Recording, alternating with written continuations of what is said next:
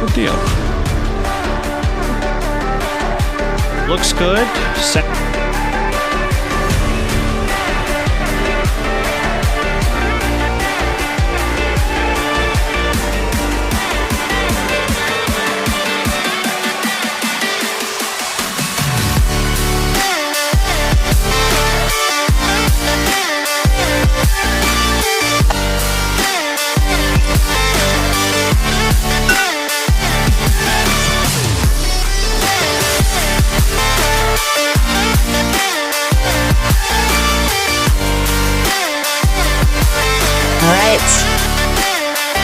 Sounds good.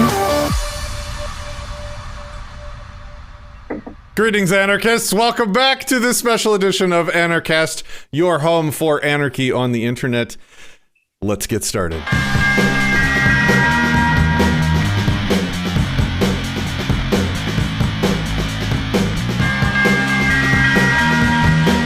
From Dallas, Texas, this is Anarchast.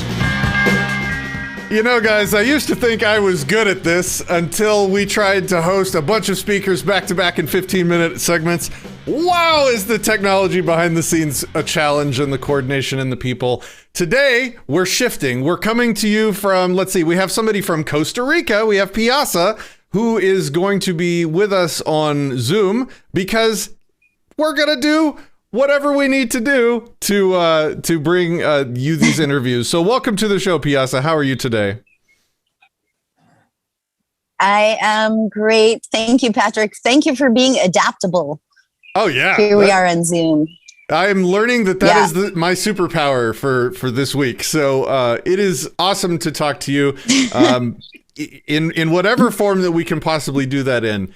So you are a speaker at Anarchapulco, and I want to let the audience know that this is their opportunity. For the next hour, we're going to talk with 4 of the speakers from the event. This is your opportunity to give them comments if you liked what they had to say, or if you have a question, if you want to challenge them on something. Now is your chance. So over the next hour, please submit your questions. We are monitoring chat. My producer's keeping an eye on everything as we go, and he will catch the questions and send them my way. So Piazza, if you could, can you start with just kind of giving me the rundown, the summary of what your talk was about at the event this year?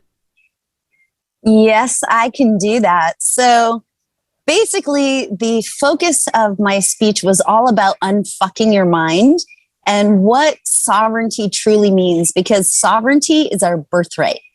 And, you know, we have dimensions of freedom.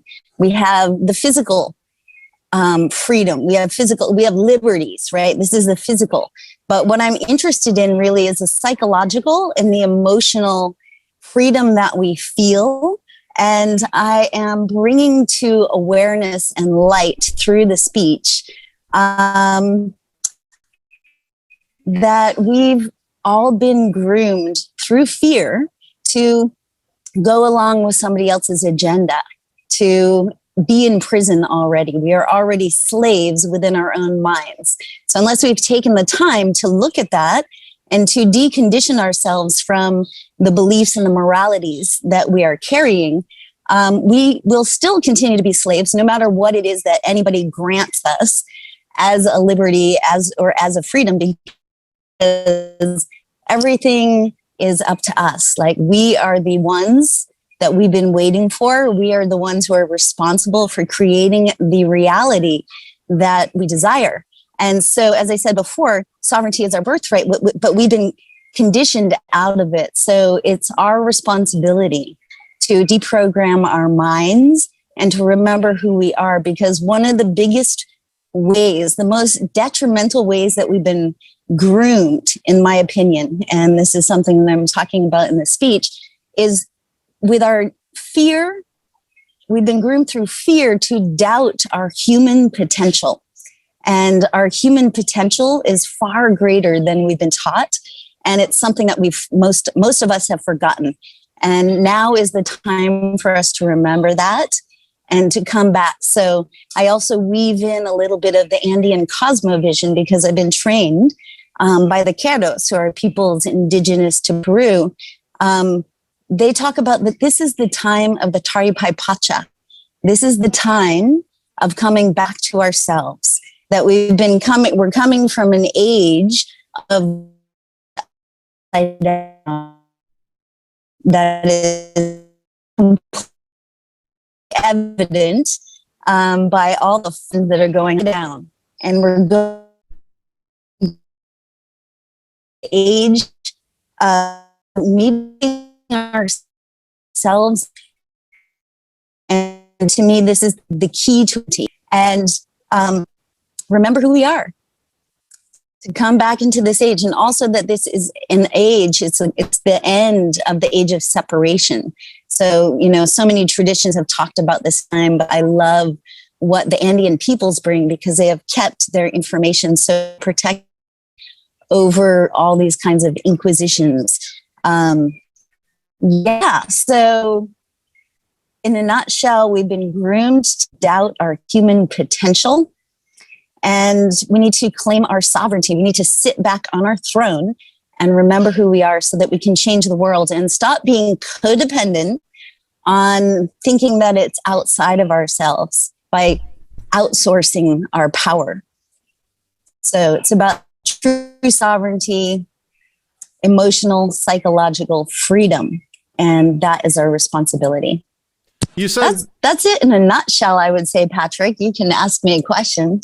Yeah, you said that even if, the state stopped using coercion on us, that we would still be slaves. Can you maybe explain what you meant by that? Who would we be enslaved to at that point? Absolutely. Great question. We are enslaved to our own minds. We are slaves to our conditioning. And so no matter if we live in paradise, think about it like this. So many people have an abundance of finances, an abundance of good things in their lives, and an abundance of freedom. Perhaps you're like me, living in a beautiful place in nature, enjoying life, but it does not guarantee that you are free. There's so many people on antidepressants and looking for support because they're not enjoying their lives, right? Because they're in their own mental slavery. So yes, no matter what anybody gives to you, gives to us, we're not free. And, there are examples throughout time of people who are in very serious situations who still found their center and remembered who they are. They connected with their own power. So those people, despite any circumstances that they were in, were still free. Does that answer your question? So despite being slaves, they were still free? Free, like emotionally? Is that what you're talking about? Yeah, people who have found happiness and gratitude for life. Maybe that's a big key word. People who can still find gratitude for life no matter what their circumstances. So I am not condoning, physical slavery or taking away rights or censorship or anything like that. I am not condoning it whatsoever, but I'm saying that our personal happiness, our freedom to feel joy and happiness is taken away the moment that we give away our freedom to somebody else, the moment that we make it dependent upon outside circumstances. Interesting. Okay, I'm going to have to think about that for a while after this talk, probably. What would you say your takeaway is for everyone? Like, what should we actually do, starting now, differently?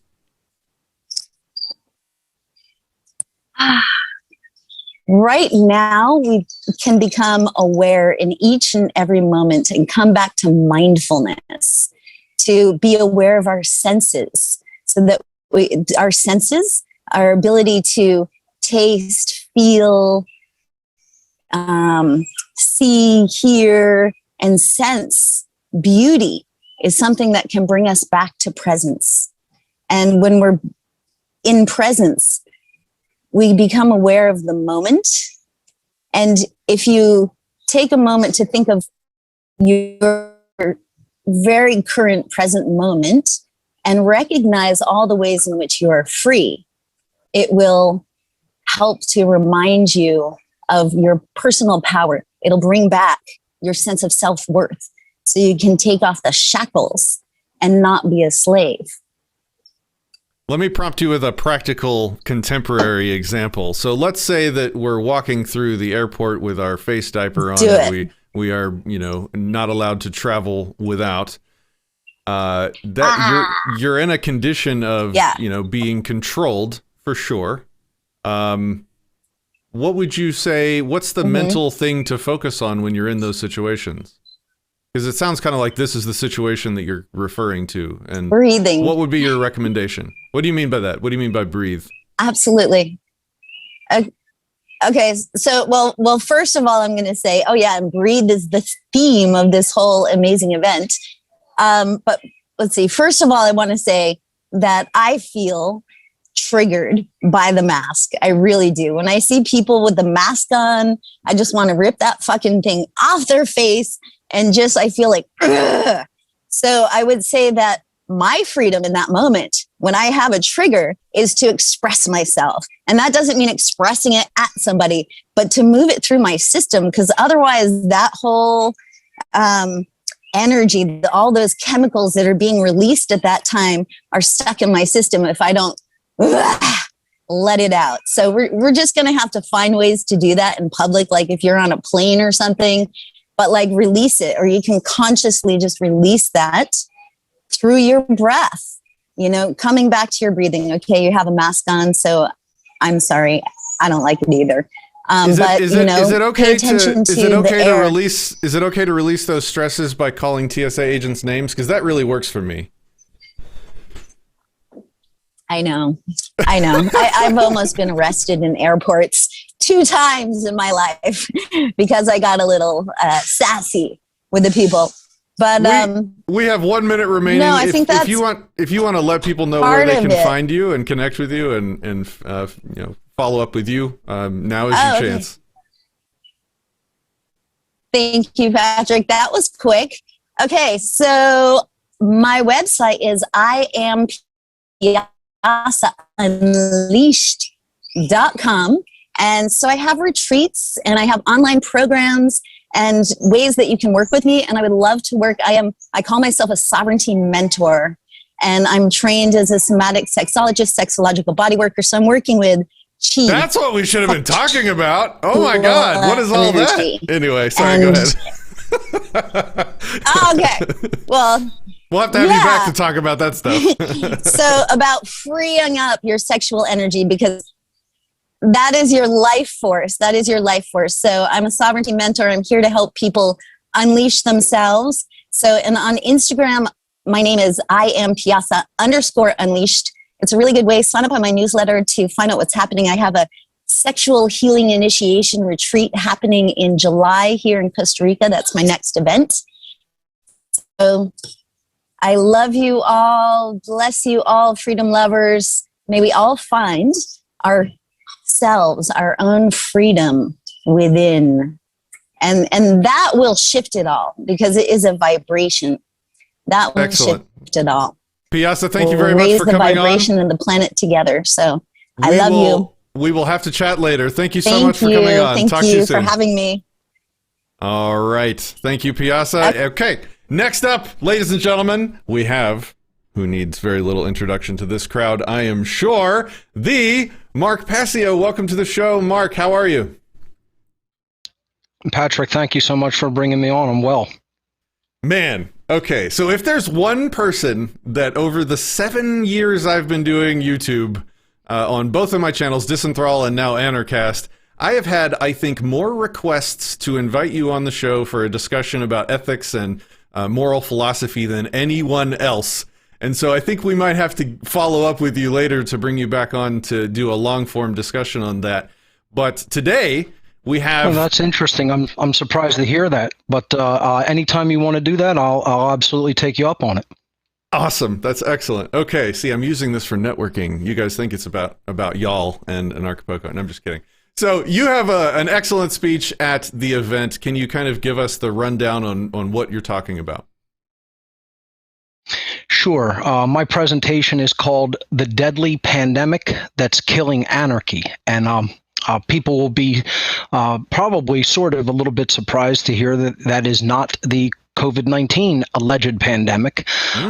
It is a mental pandemic. It is a pandemic of belief. It is a pandemic of the mind. And I get into what the characteristics of this pandemic are. It looks like a computer virus. It spreads similar to a computer virus. And it is infecting even the anarchist community, unfortunately. My presentation takes a little bit of a slightly confrontational vibe with the modern anarchist community, because I like to gauge movements,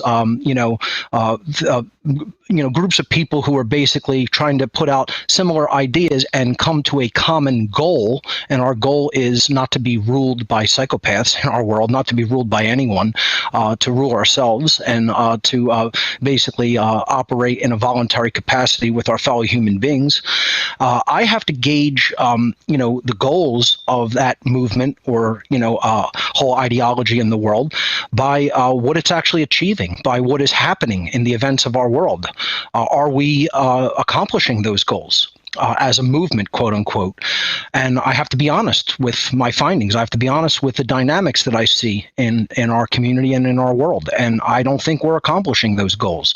And I think there's very specific reasons why we are not. And I think it's because of a lack of the understanding of the moral philosophy that must underlie anarchism, true anarchism. And I think one of the biggest things that I still see going around in the anarchist movement community, however you want to look at it, is the prevalence of what is known as moral relativism. The idea that there is no such thing as objective morality based in objective truth inherently in nature.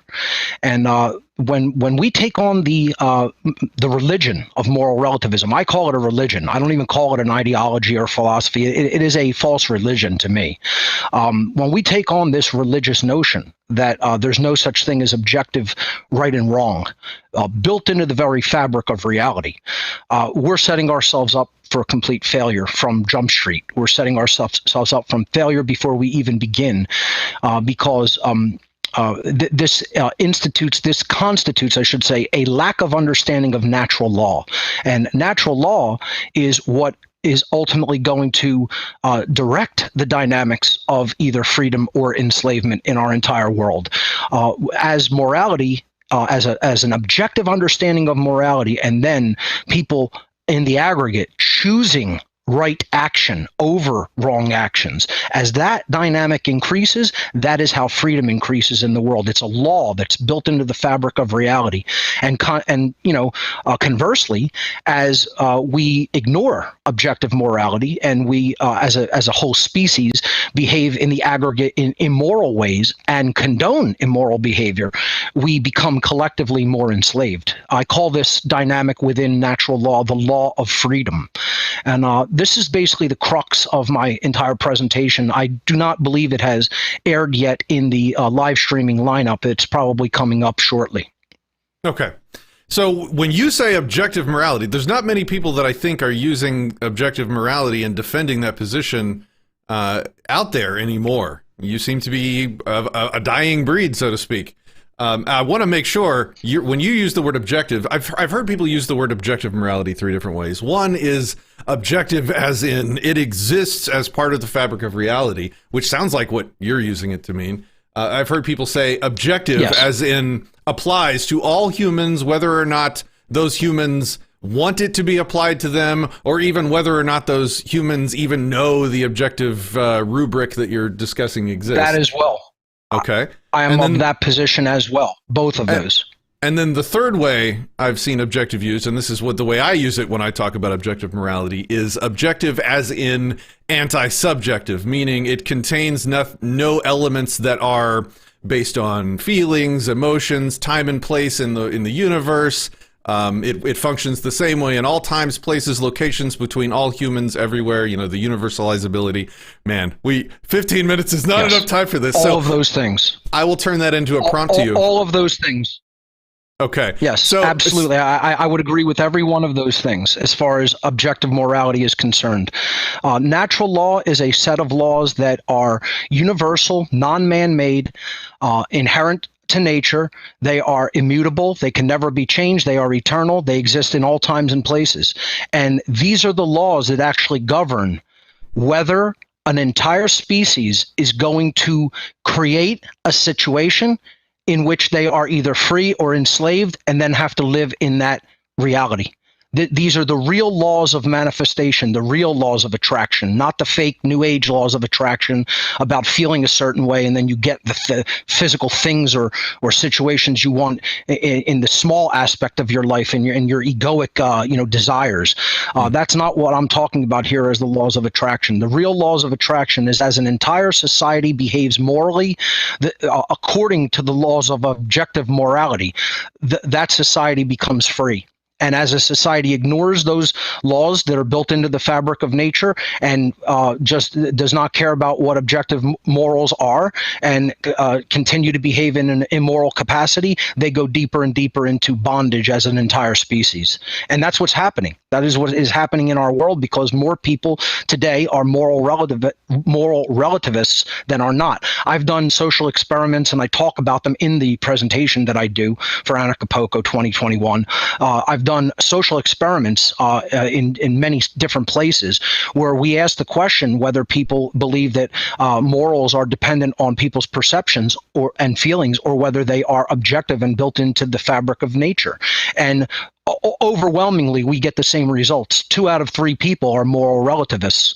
And that's why society can never be free until that changes. A society based in moral relativism can never be a free society. It is an impossibility according to the laws of the universe. It cannot occur.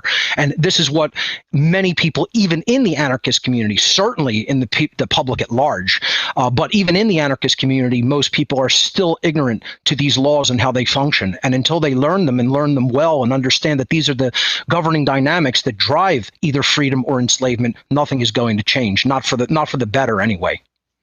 You and I are in absolute agreement on moral relativism. It is, people talk about it as if it is its own moral philosophy, when in fact it's the absence of moral philosophy. It is a Hobbesian state of nature. It is to say that you can whack me over the head to take my meat is a state of nature. It is also a moral relativist position. If they want your meat and they deem through their own personal subjective moral mishmash that they have a right to take your meat and they whack you over the head and take a meat, and then they justify it by claiming that they're just obeying their moral relativistic philosophy, they're just reducing themselves to a state of nature being.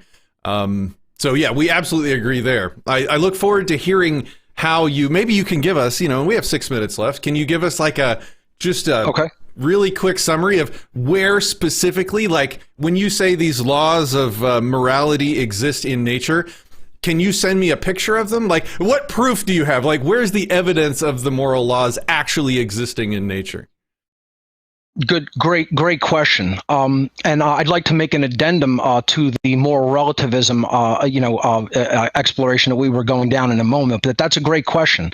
These are unseen laws. They're not something that you're going to. It's not like throwing a ball up in the air and it has a trajectory depending on how hard you threw it, and you can measure that, and then it comes back down to the earth, and you could observe gravity, right? And you can measure that. It's a physical dynamic. That's in physics, physical dynamics, okay? These laws are not based in physical dynamics. They are based in mental dynamics. They are laws that come out of mental energy that we put forth into the universe, and the universe actually acts as a mechanism similar to a mirror that reflects those mental dynamics back to us, purposes of our learning and growth.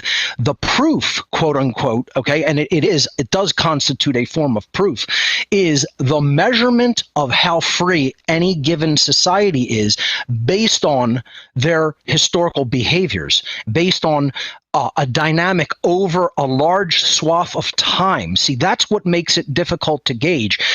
Real karma and karmic law does not work as it does in the cartoons, unfortunately.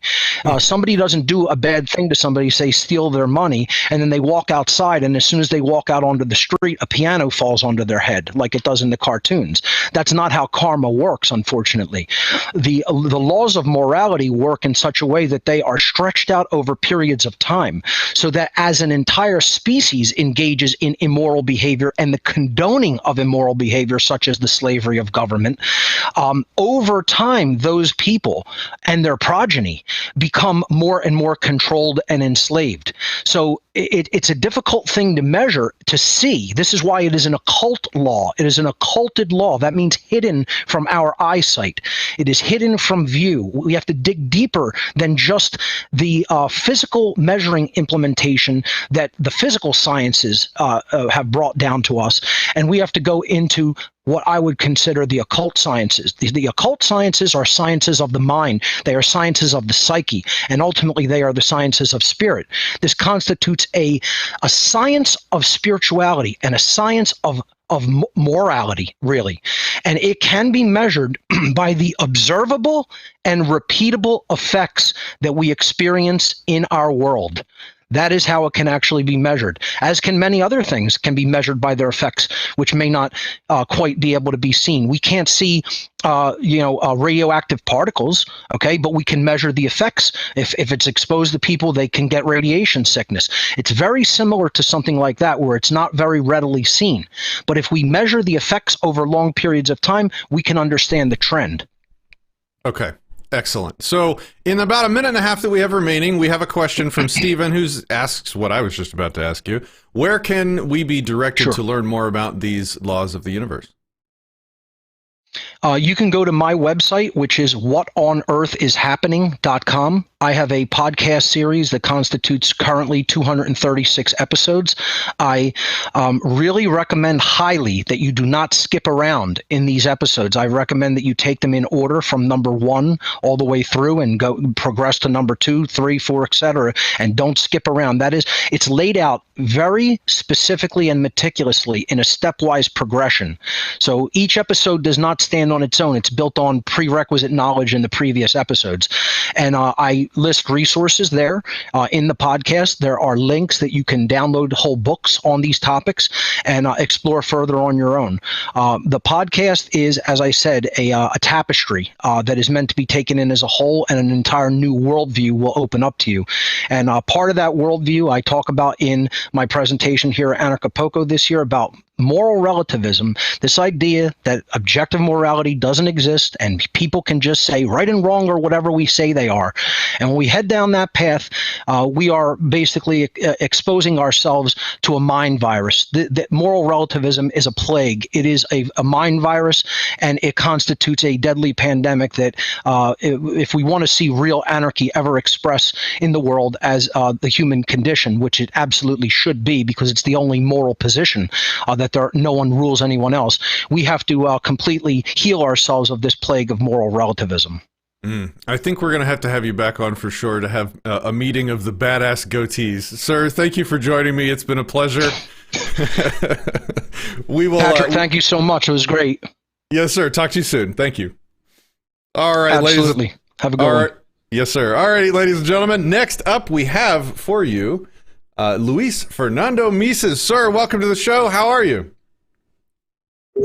Well, really happy to be here with you. Thank you for having me. Welcome back. I've talked to you several times, and it's always a pleasure. I saw your speech on the main stage at Anarchapulco. You were talking about breathing. Imagine that. Can you give us the rundown of kind of what you had to say? What was the summary? Well, editing my thoughts. So the whole idea is we all started doing activism one point or another, but most of us started in a kind of a angry vibe. So just talking about my experience and how I found teaching plans, or teaching plans found me.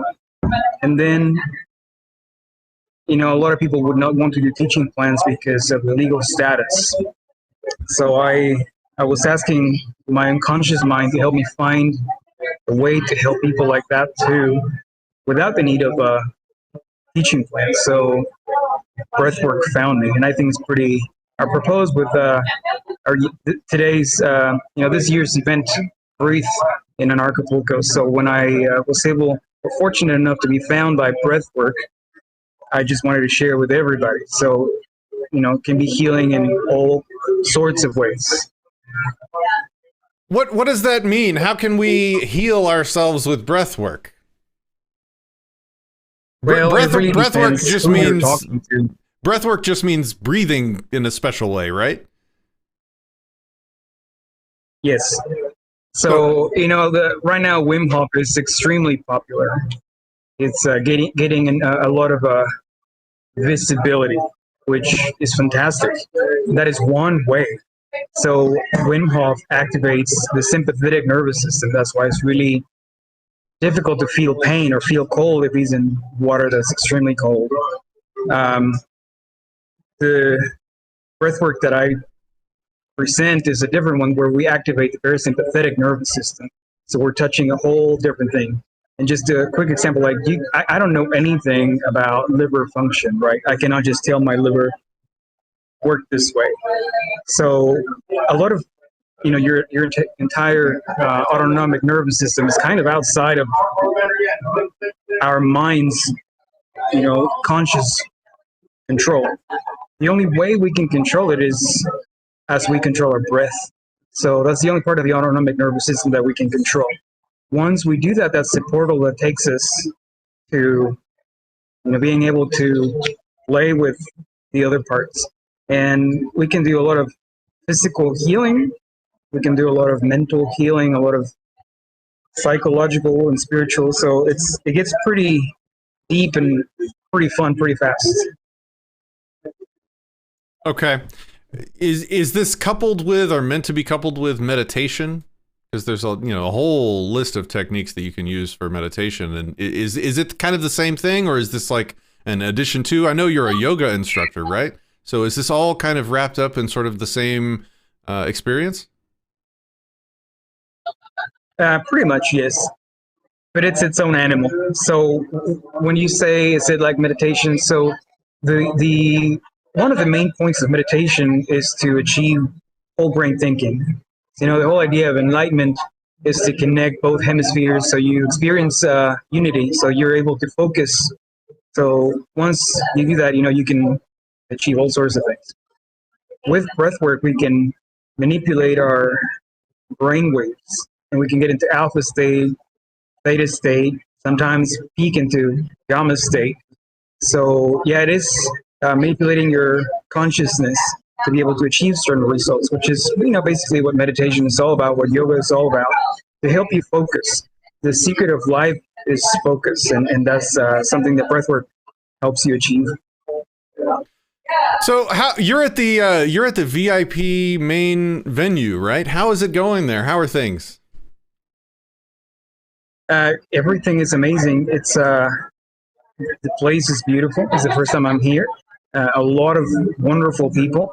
It's kind of interesting because I drove in with my kids. We came all the way. I mean, you're my neighbor. We're in the Dallas area, so it's about 26-hour drive. I think we did 24 hours.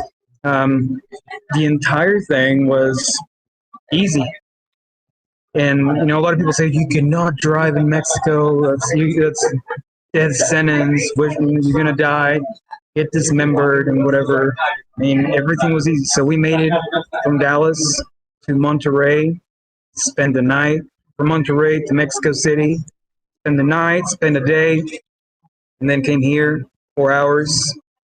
And super fantastic. Everybody here is amazing. So like the way I like to explain people about Anarchapulco is like a party with all your Facebook friends that you actually like are present, almost, because you guys are not here. But does that make sense? Oh, totally. This would have been my third year attending Anarchapulco, and I think you've been going for longer than me. I've spoken the last two. You've spoken 3, 4. How many times have you been a speaker at Anarchapulco? I think all of them except the first one. Yeah. So how has it changed? I mean, because in just the 3 years I've been experiencing it, it is massively different now. And I'm stuck here in Dallas. So how is the feel changed? Is it better, worse, same, different? I personally think that it gets better. And what does that even mean, right? So let's unpack that for a second. At the very beginning, actually, I have flexing rights because Berwick talked about Anarchapulco for the first time once I interviewed him. And he's just like, hey, so I'm going to do this. And I'm like, all right, let's do it. So we, I kind of helped a little bit, and I couldn't make it the first time. But at the very beginning, it was more focused on, the crypto, or maybe like, we are anarchists, we dislike the government. And the focus was on what is anarchy kind of thing. And I think that a lot of the evolution in it has to do with a lot of us presenters and the spin that we put in things. So I it probably sounds wrong to say this, but I was one of the really first ones to like say, okay, we're angry. So what? You hate the government. So what? What the hell are you going to do? Like, just, that doesn't serve, if that's all you're going to be doing, just be angry and bark. So started, having some input on spirituality, maybe like what you do with your life, how do you treat your kids, how do you treat people around you, because we cannot just be pointing fingers at the government, So it seems really amazing to see a lot of the evolution is taking place for the purpose of creating personal responsibility, because I think that's the way that voluntarism is sustained. How have you? So you're in Dallas with me, or the DFW area with me. Did you think? What my prediction was, I think it was in March, that people were going to have enough of all this in about 3 months, and then the whole lockdown thing was going to be over, and they were going to say, "Oh, this is Texas. We're done following these rules." But it turned out, they like I talked about yesterday, they are. All of Texas basically fell in line, except for, the way outside the cities. I guess that it is inaccurate to say all of Texas, but certainly all of the major cities fell in line and did as they were told. They were good citizens. That was an eye-opening experience for me. I found that I was suddenly surrounded by a bunch of zombies that I didn't know existed. Was that at all the same for you, or were you more sort of mentally prepared for that? No, I was kind of like you, having in our minds that Texans are supposed to be tough ones and against big government and all that. I think they played it really well, whomever is the puppeteer, because they instilled a bunch of pain and suffering and fear in people. And that's usually how you get people. It's not like, we are going to be the powerful government and we're just going to tell you what to do. It's more like, think about your granny. And then people are like, oh shit, perhaps they're right. So it's how they portrayed it that made it more successful. But there was something interesting, like people usually don't like confrontation. So when I would go places without a mask on, 98% of the time, nobody told me anything. Sometimes they were like, hey, if you want to be in my establishment, please put your muzzle back on. Like, okay, fine. But people don't like, and then something interesting, like, so I'm without, and then they see me without, and then they do this, or then they just do this all, Yes, so over and over. It's kind of funny how it works. Yeah, I don't know if you were with me when this happened, but we were somewhere in some place with an elevator, and we got on the elevator. It was me and one or two other friends, no masks, and another person walked in with their mask on, and just in the space of the elevator ride, that happened. It started up here, and then it just got nudged down, and then it got nudged all the way down. Just by standing in an elevator with people acting normally. It's amazing and terrifying how manipulatable humans seem to be just by some kind of weird group dynamic. Like, that means that means that person wasn't wearing that mask because she thought it was right. It means she was wearing the mask to fit in. And is that most people? And maybe, well, I don't know if it's just to fit in, but out of fear, like they're going to tell me something, like they're going to whatever, fear technique is working. And then when they see, like, and this is one of the most important things that's related to what I was telling you earlier, when people see freedom actualized and exemplified, then they tend to follow the example. Instead of just government sucks, you're like, I'm living freely and I'm doing this, and somehow that I'm right, so you start doing the same thing. So, everything starts with making your bed in the morning and just working your way through your day with presence. And suddenly, like, if you're living out of integrity, like, people are like, oh, fuck, I want to do the same thing, That is an interesting observation. That's powerful. So you don't have to yell. You don't have to scream about the government. You don't have to march in the streets. You just have to live principled and freely. And just doing that for yourself makes space around you that other people that might not be strong enough to do that themselves can kind of nudge up, into. Is that kind of what you're seeing? That's totally what I'm seeing. And something that kind of pisses me off is when people are just saying, oh, these people are just like sheeple. They're sheep and they're dumb and they're just following rules. I'm like, is that what's going to help them see that what they're doing is not right? Like, they're just not going to listen to you. You're just calling them names or, putting them down.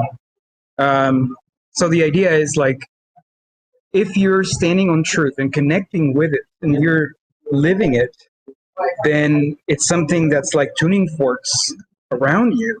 It allows people to also feel free, and it allows them to feel braver too. It's like, oh snap, maybe we can do this.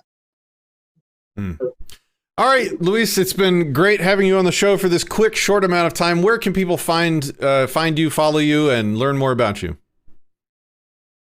Thank you. Luis Fernando Mises on Facebook, Instagram. I'm also on Snapchat as CryptoPunk. What else? Telegram as at Emancipated Human. And just here in Anarchapulco, maybe even Dallas area, if you guys are around, hit me up. We'll grab some coffee or something. We need to do that, you and I, more often, I think. It's been a pleasure talking to you again, man. As always, sir. The same. All right, have a good one. I think our next guest might be in the same room with you if you guys want to swap out. Do you see Lily nearby? Okay. Awesome. Yep. Okay, guys. While Lily is getting sat down and queued up, let me just really quickly say, if you appreciate the show, if you appreciate the Anarchast platform, the shows and the interviews that we do, and if you appreciate the Disenthrall platform and the shows and the philosophical debates and fighting and stuff that we do over there, consider please supporting the show. You can find out more about how you can do that at anarchast.com/support. So thank you guys for your support. We love our supporters. We even put their names. You can see them. Their names get in the, I can't turn my finger the correct direction. Those are the names of the supporters of the show right there that we put in the backgrounds of a lot of our fancy videos. Okay, so with that said, Lily, welcome to the show. How are you? Hi, I'm doing good. How are you? Can you hear me? I can hear you. I'm doing great. How has the event been going there for you? It's been great. It's a completely different vibe this year than what I've experienced in years past. It's pretty refreshing. What's different about it? I think there's just been kind of a shakeout of maybe people in the past that caused a lot of drama, and the people that are attracted this year seem to be more the type of people that are like, it's time for me to get things done. You know, there's not so many people that are just talking this year. Interesting. Do you think the past year of dealing with COVID has maybe focused people on to what is important and what is not important a little bit? Maybe that is the good thing. I think actually. Go ahead. I think the actual effect of COVID was there were a lot of people that were calling themselves anarchists that weren't necessarily living up to it. And then when COVID happened, they kind of revealed themselves to not be anarchists. And they kind of were just like, hey, man, I actually don't want any part of this. Please control me. But like, that was actually useful for the community because a lot of those people have kind of given up, you know, and not been so focused on it. And another reason is it's a lot smaller of an event this year, and it's got a higher ticket. So the people that are serious are the ones that are here, and it's not just people looking for a party like they were in the past. Interesting. Well, you are on the production team. How is this your first time being on the production team for Anarchapulco? Yeah, most people know me from Anarchapulco. I forked Anarchapulco in 2018 because the community had a lot of things that they'd like to change about the conference. And we took those criticisms and we turned it into an event. And a lot of people thought that that was intended to replace Anarchapulco, but realistically, why I'm on the team this year is because Kat told me, hey, I'm going to be producer of Anarchapulco. This is my plan. And I was like, well, that was the whole reason we forked. So I guess I'm in. So I've been working my ass off, basically harder than I did for the fork in some regards. But it's been great because the team's amazing. Interesting. Okay, so what's your experience been on the production team? How has it been different from what you expected? Is it? I mean, what are your impressions? When I ran Anarchapulco, it was supposed to be a collaborative project, but the majority of people were just not doing the work that they said they were going to do. So, like before in that organization, there was a lot of, hey, I'll do this, but it ended up all being me. The nice thing about Anarchapulco this year is that we've all come together with our individual skills, Macy and Kat and Greg and you and a few others, and we're working together instead of working against each other, and we've managed to build a team of people that actually do things, and that's exciting to me. So in only 3 months, I don't know how many people are aware that this. In only 3 months. Yeah, only got started 3 months ago, and you guys have put together a lot of stuff in a very short amount of time. What is your talk about this year? My talk, I think I titled it "Fuck Yeah, Agorism," which is like I wrote a post about that for Agorist Nexus. But the whole point is like, if there's one thing I've realized the last 5 years, most people don't live like me. There are a lot of people that really want to live in this lifestyle that are just like, man, that seems really risky. It seems hard. Getting rid of bank accounts seems difficult. Living in Mexico without identification seems harder. So I'm going to kind of share my perspective on, I guess, what it takes to make my life work the way it does and how I got here in the first place. What would you say the number one thing that you have to change to make your life work like this? You have to just be willing to take risks, because like a lot of the things that I have a lot of cool things about my life, but I've taken pretty huge risks, and most people, they assess the risks and they're like, man, I'd really have to stand up. I'd have to face losing my life or my freedom or both. I have faced both at this point. It's not pretty, but the one thing I've learned that is it is definitely worth it. Taking the risks are generally worth it. What kind of risks? What do you mean by that? One of them is just being involved in crypto in a thorough sense, I guess is the word that I'm looking for. But I've been involved in crypto since 2012, and I got, rid of my bank account, and there is a risk to that. Like it's not necessarily easy to be your own bank. Things can go wrong. Like after the murder that Jeff mentioned in his opening remarks, I lost all of the crypto that I did have to the police. They just stole all my computers that had it on it. So it's one of those things, like things can go wrong. You can lose your personal freedom. You can end up in jail in Mexico. If you try to be too free in the wrong area, you end up dead, or shot up or both. Yeah. I'm terribly sorry. Wow. How has that healing process gone for you? Slowly, but it's been pretty much uphill the whole time. Because, like, the thing that's amazing is I lost everything, but I also had this community backing me up, essentially keeping me from giving up when everything went bad. So I had some time to kind of get my shit together. I now have many jobs, one of them being for Anarchapulco, one of them being for our earlier speaker, Kurt David Robinson. And the community went from supporting me just by giving to giving me jobs and keeping me occupied. And that's realistically the way I managed to get out of it, is I had a good support network and things to do to keep me occupied when life seemed really hard. Because I'm the type of person that when I'm stressed, I like to work. I like to work, I like to clean. Yeah, that's good. It seems like the most important part of agorism might be the network of people that you need to grow around you. Would you agree with that? It seems like. Go ahead. Yeah, exactly. When I first got in agorism, I was very much like, I don't need nobody, I can do it all by myself. And I was like that for a long time, but the murder taught me that like the strength of the agorism is actually in the community, because we didn't know it until something really went bad. But when something really went bad, like I was taken care of, you know. And there were some people, you know, against me, but for the most part, I was taken care of. And that's the way that things should work in terms of like when crises happen.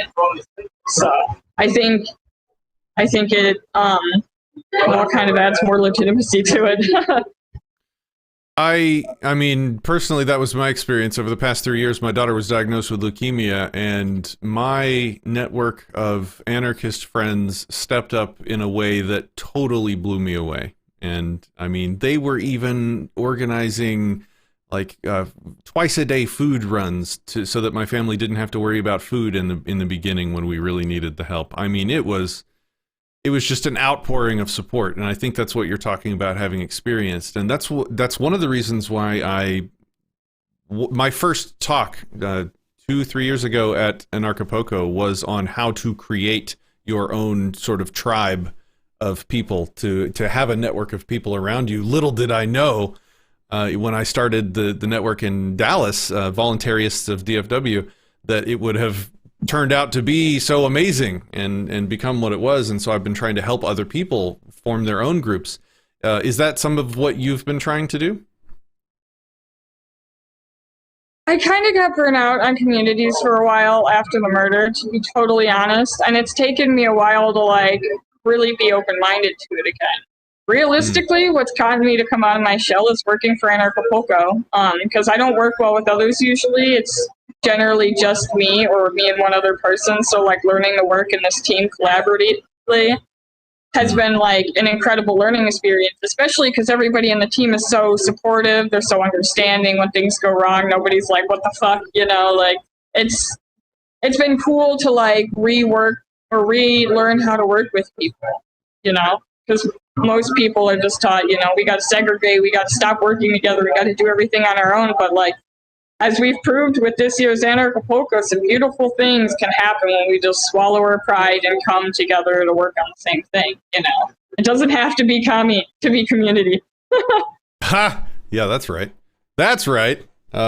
So what would you say the takeaway from your talk is?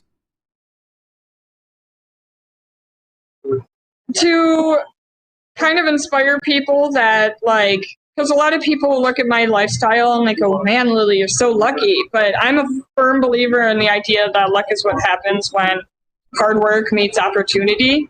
So I just want to encourage people to be more willing to take personal risks in their life, because I'll be the first to admit I've made a lot of mistakes, but I'm in a very cool place in life, both literally and figuratively, just because I was willing to think outside the box and make some mistakes. We had a question from Take the Ride 23. Is Lily still planning on making it back to the U.S. at some point? That's a interesting question. Is that even an option? Currently, no. Maybe in the next year or so, I'll get those charges dropped. It's been almost 6 years since I've been arrested, and medical marijuana has been legalized where I was arrested. So, like, with the right lawyer, I could get the charges dropped. That's about getting money together to do it, though. But honestly, like, it'd have to be some pretty special circumstances. Like, I tossed around the idea with Pens of, if I get legal, coming back and essentially doing like a tour of the U.S. to visit. I have a lot of friends there that I've never met, but I consider family. But I'd never come back to live. That's not an option. Oh, really? You don't even want to come back. Okay.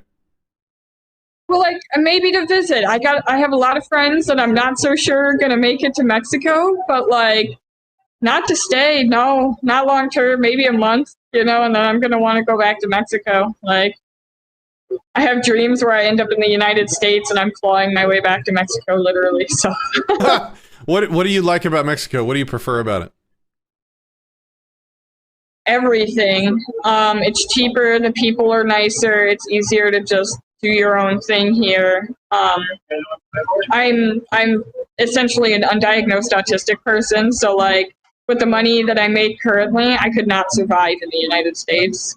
However, with the money I make here, I can more than support myself. So I'm kind of the belief that a lot of autistic people are only low functioning because of the society that surrounds them, you know. Because I got out of that society and now I thrive. Is it like minimum wage laws that are the problem, or do they have that in Mexico? Okay, it's actually just like a different way of working. So like it's a common like thing that a lot of autistic people can't keep a job, and the reason is because of something called pathological demand avoidance, something that all autistic people deal with. It literally means that when somebody tells you to do something, if they tell you in the wrong way, it doesn't matter how useful it is to your life, you're just not going to do it. And like that's, you know, that's the root of it as far as I'm concerned. So I might have when you some got of that. somebody, hey, like, I bet everybody watching this has some of that. I did a workshop for Anarchapulco about this because, like, yeah, I read that and I was like, oh, that explains everything. Because, like, it doesn't matter who it is. Like, I still have to tell myself. I'll have a boss tell me to do something, and part of me will be like, no. And then I'm like, wait, I agreed to do this. Like, stop being resistant, so. So, like, that's even worse in the United States. They call demanding that you live freely oppositional defiance disorder nowadays as well. That's what I've found. So, yeah, my little brother has been diagnosed with that. We have about 2 minutes left. Can you tell people where they can find you and follow you? I'm found on Facebook as Lily Forrester, Lily Divine at Lily Divine on Twitter, Highly Functional Growth on Instagram. I blog at the Homestead Guru, and I have a book for sale there. We're actually doing a sale for Anarchapulco, so it's Anarchapulco 2021 for 10% off my book, which is basically about how I managed to get through all of that murder craziness and come out doing fairly well. But yeah, and then I'm in the Anarchapulco channels too, watching and lurking and helping people and stuff like that. So if you have questions about the conference, ask me. I probably know. Excellent. All right, Lily, thank you for coming on the show, and we'll talk to you again later. Have a good one. All right, thank you. Bye. Bye-bye. All right, ladies and gentlemen, thanks for tuning in to this special edition of Anarchast, where you get to meet and speak with the speakers, ask questions, and hang out for a little bit. We are going to hand it back over to the Anarchapulco crew to continue with their presentations. I guess the last thing I'll let you know is just a reminder, if you want to support the show, anarchast.com/support. Peace, love, and anarchy.